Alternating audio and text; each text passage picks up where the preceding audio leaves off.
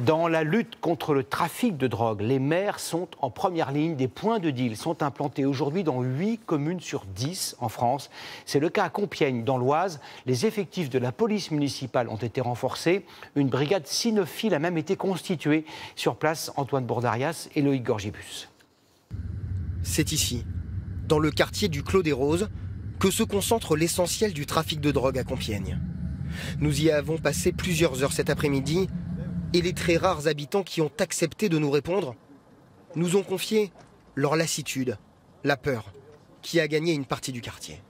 Moi, je dirais de ne pas venir habiter sur Compiègne. S'il n'y aurait pas des points de deal, comme vous dites, ce serait parfait. Mais il y a ça. Ils en arrêtent un et il y en a 10 qui reviennent.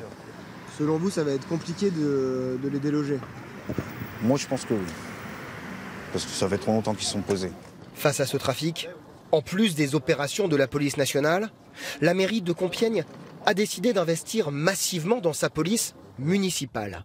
Elle compte aujourd'hui 35 agents pour 40 000 habitants. Ouais, allez-y, je vous écoute. Ils nous emmènent en patrouille avec eux sur le quartier du Clos des Roses. On a des halls qui sont aujourd'hui verrouillés et des individus qui squattent certains endroits pour vendre des produits stupéfiants, du crack, de l'herbe, cocaïne.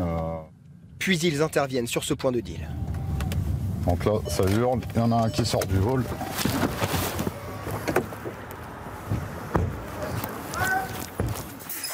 Ces agents municipaux n'ont pas la compétence d'interpeller les dealers. Vous n'avez pas de pièce d'identité, monsieur? Non, moi j'ai des... Mais leur travail permet d'assurer une présence quotidienne, pour gêner au maximum l'activité des trafiquants et aussi pour trouver où est cachée la drogue, notamment avec cette brigade cynophile.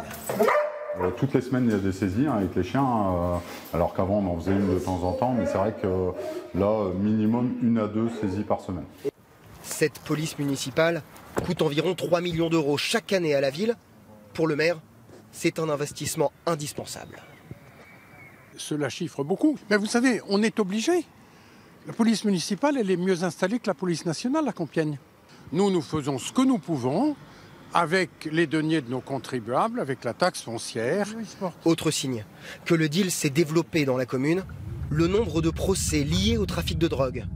Cet avocat a vu le nombre de dossiers exploser ces dernières années.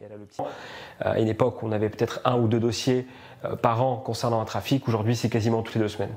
C'est une explosion qui est inquiétante. Et ce n'est pas que l'avocat qui parle, c'est également le citoyen. Depuis le début de l'année, près de 50 kilos de drogue ont été saisis à Compiègne. D'après le parquet, 30% des arrestations réalisées l'année dernière sur l'agglomération étaient en lien avec le narcotrafic.